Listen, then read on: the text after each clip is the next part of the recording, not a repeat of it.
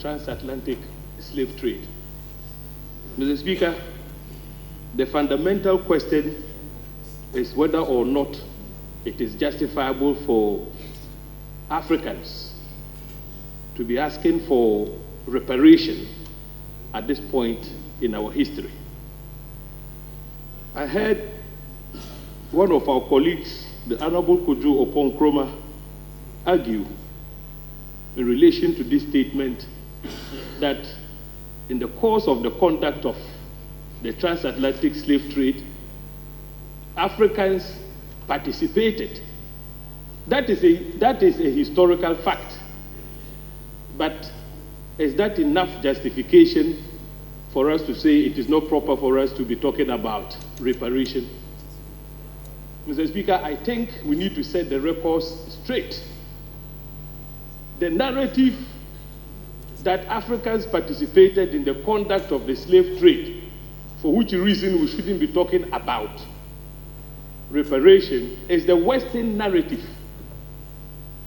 The facts are very clear. Those Africans who participated in the conduct of the slave trade were induced.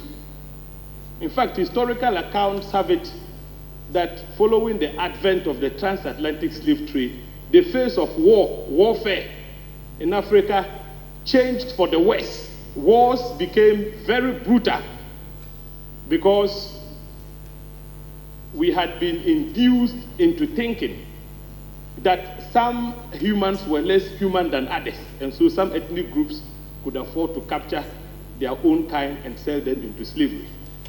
I think we should be guided by the works of Walter Rodney, and he wrote a book entitled How Europe Underdeveloped Africa.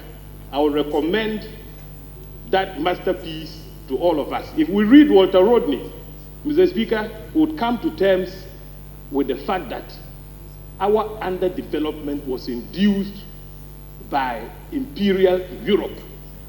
They started with the slave trade, and when they had no use for slavery again because machines had now been invented, they switched to the mode of what? Colonialism. Today, colonialism has taken another form.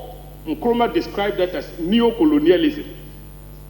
So let us not talk about collaboration on the part of some Africans, because even when the Holocaust was committed, there were some Jewish groups which collaborated with Adolf Hitler and his ilk.